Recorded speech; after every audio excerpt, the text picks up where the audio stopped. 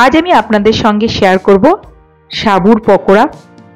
এটা দারুণ লাগে খেতে, উপোসের দিন বানাতেই পারেন।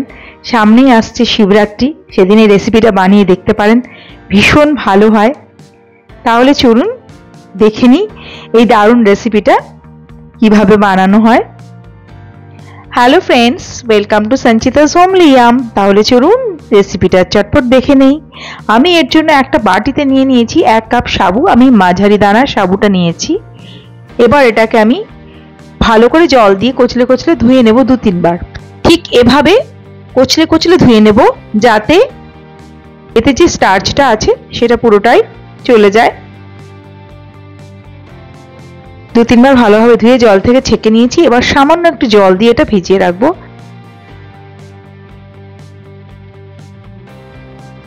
খুব অল্প জল দিয়ে জাস্ট ভিজিয়ে রাখলাম।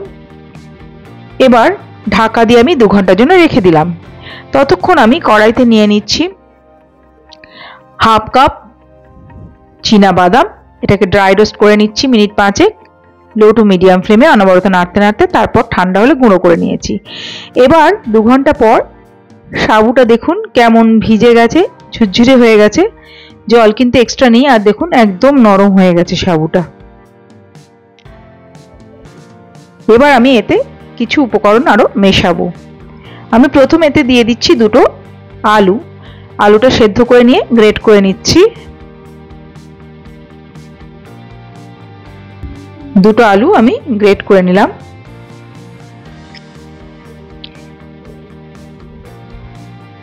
এবার আমি এতে দিয়ে দিচ্ছি 4 টেবিল চামচ রোস্টেড চীনা বাদাম গুঁড়ো,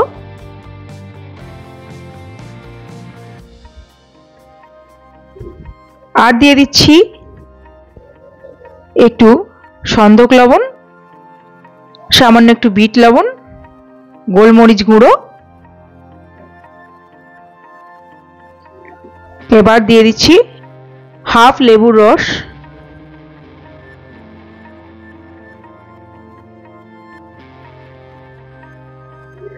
দিয়ে দিচ্ছি 1 মুঠো ধনেপাতা কুচি,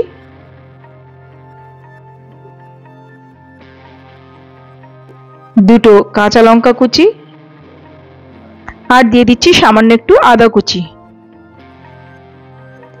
ভালোভাবে আমি সব উপকরণ একসাথে মিশিয়ে নিচ্ছি।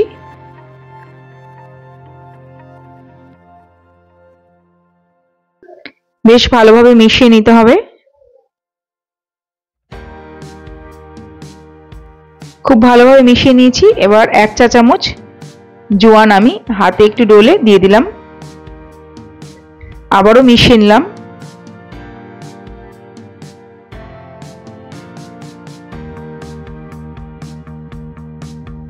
বেশ ভালো করে মেখে নেওয়া হয়ে গেছে।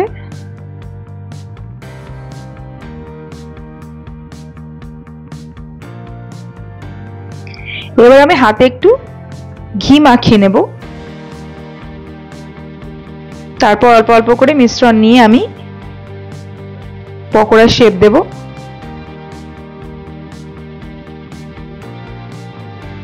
এভাবে চ্যাপ্টা চ্যাপ্টা করে নিলাম। এভাবে আমি সব কটা পকোড়া বানিয়ে নেব।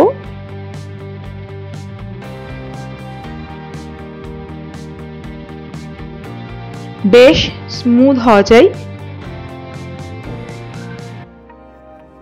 সব কটা আমার বানানো হয়ে গেছে। এবার আমি একটা কড়াইতে বেশ খানিকটা তেল নিয়ে নিয়েছি, সাদা তেল। আপনারা ঘিও ভাজতে পারেন।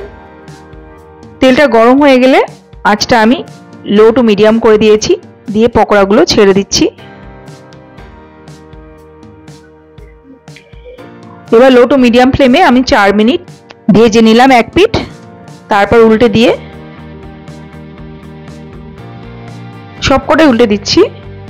দিয়ে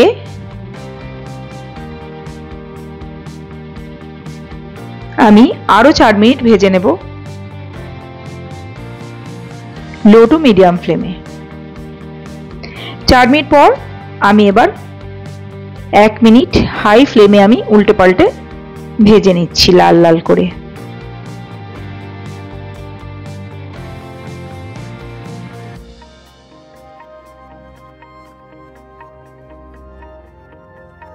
30 সেকেন্ড পর আমি আবারও উল্টে দিলাম।